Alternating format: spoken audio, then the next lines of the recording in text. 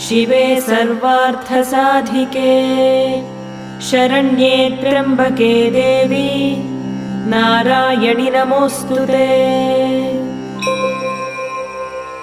अस्य श्रीललिता सहस्रनामस्तोत्रमाला मन्त्रस्य वशिन्यादिवाग्देवता ऋषयः अनुष्टुप् छन्दः श्रीललिता परमेश्वरी देवता श्रीमद्वाग्भवकूटेति बीजम् मध्यकूटेति शक्तिः शक्तिकूटेति कीलकम् श्रीललिता महात्रिपुरसुन्दरी प्रसादसिद्धिद्वारा चिन्तितफलावाप्त्यर्थे जपे विनियोगः।